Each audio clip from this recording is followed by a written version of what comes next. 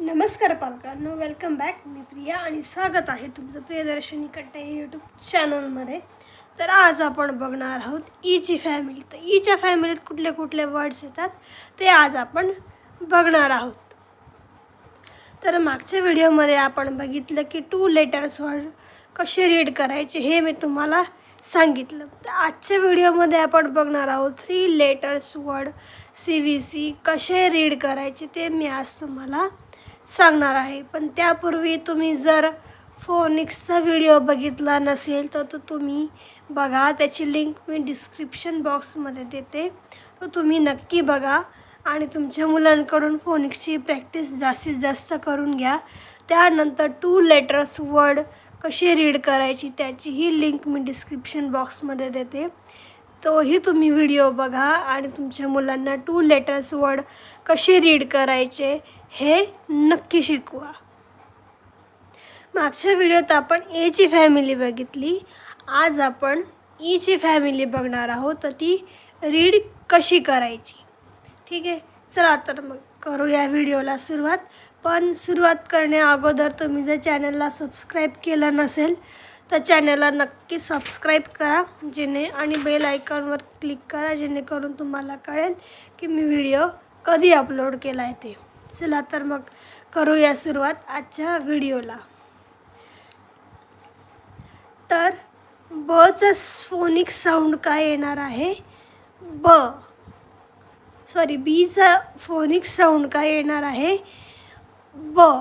आणि एड हा इंडिव्हिज्युअली वाचायचा नाही, ए ड असं नाही वाचायचं, कारण तुमच्या मुलांना हे 2 लेटर्स वर्ड ऑलरेडी येत असतात, त्याच्यामुळे ते पूर्णपणे तसेच वाचणार आहेत. ठीक आहे, तर ब एड बेड. आणि इथे सुद्धा तुम्ही जेव्हा एकत्र करून वर्ड जेव्हा शिकवता तेव्हा ब ए ड असं नाही शिकवायचं आहे, पूर्ण एकत्र करून त्याचं रीड करून उच्चारण तुम्ही मुलांना सांगायचं आहे. जसं की बेड, पूर्ण वर्ड तुम्ही त्यांना सांगायचं आहे. ठीक आहे, त्यानंतर एड फेड, एड लेड. आता ईचा साऊंड काय येतो? ए येतो, बरोबर. आणि एचा साऊंड काय येतो? ए येतो. तर यामध्ये मुलं कन्फ्यूज होऊ शकतात. तुम्ही त्या प्रकारे त्यांना त्यांचं कन्फ्युजन आहे व्यवस्थित क्लिअर करायचं आहे की एचा साऊंड ए येतो आणि ईचा साऊंड हा ए येतो. ठीक आहे, म्हणजे ते कन्फ्यूज होणार नाही. त्यानंतर एड रेड असं नाही शिकवायचं, र ए ड असं नाही. पूर्ण जो वर्ड येतो तो तुम्ही त्याचा उच्चार व्यवस्थित पद्धतीने त्यांना शिकवायचा आहे. आता डब्ल्यूचा फोनिक्स साऊंड काय येतो? व. एड वेड, ट एड टेड. ठीक आहे, त्यानंतर ईजी फॅमिली. आता ईजी फॅमिलीमध्ये काय येतं?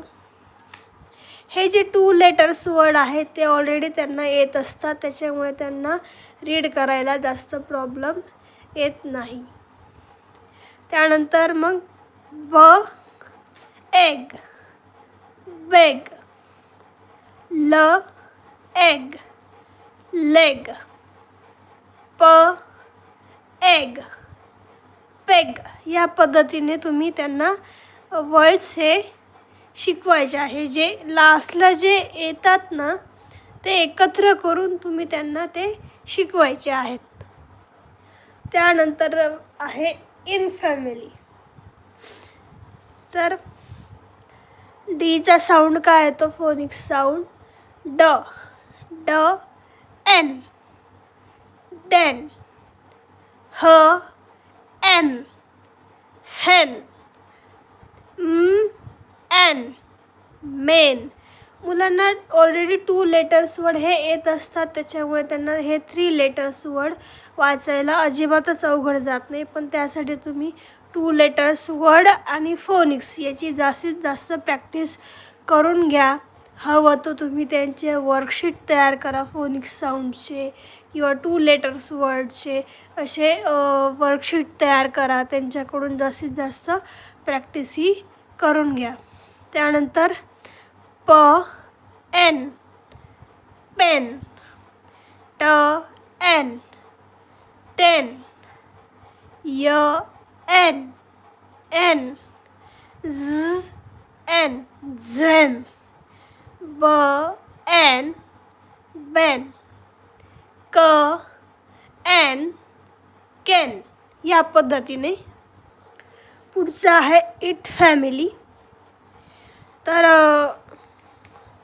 बीचा साऊंड येतो ब एट बेट, ग एट गेट, ज एट जेट, ल एट लेट, म एट मेट, न एट नेट, प एट पेट, स एट सेट, व एट वेट, व एट वेट. आता तुम्ही व्ही आणि डब्ल्यू याचा साऊंड हा व एकच येणार असतो, फक्त त्याचा उच्चारण थोडा वेगळ्या पद्धतीने आपण करतो. ते मी फोनिक्सच्या व्हिडिओमध्ये सांगितलेलं आहे, ते तुम्ही जाऊन बघा. व वायचा येतो य, य एट एट.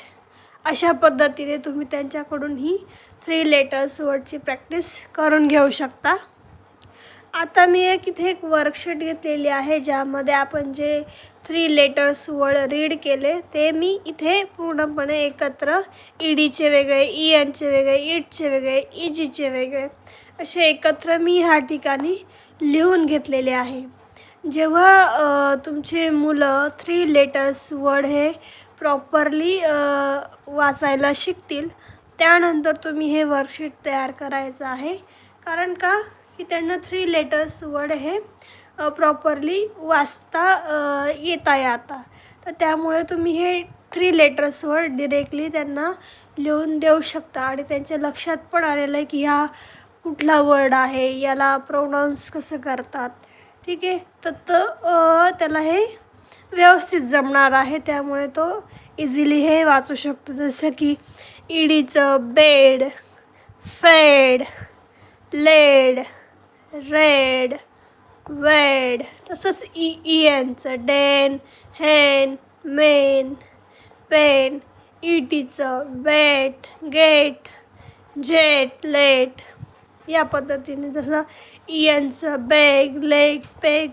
ह्या पद्धतीने ते इझिली वाचू शकतात. त्यासाठी तुम्ही फोनिक्सची पण प्रॅक्टिस करून घ्या, 2 लेटर्स वर्डची पण जास्तीत जास्त प्रॅक्टिस करून घ्या. घरी वर्कशीट बनवा, त्यांच्याकडून प्रॅक्टिस ही करून घ्या. तर तुम्हाला हा व्हिडिओ कसा वाटला डिस्क्रिप्शन बॉक्समध्ये कमेंटमध्ये नक्की कळवा. आणि जर तुम्ही अजून चॅनलला सबस्क्राईब केलं नसेल तर सबस्क्राईब करा, बेल आयकॉनवर क्लिक करा, जेणेकरून तुम्हाला कळेल की मी व्हिडिओ कधी अपलोड केला आहे ते. तोवर हसत राहा, खेळत राहा, तुमच्या मुलांचा अभ्यास घेत राहा. थँक्यू.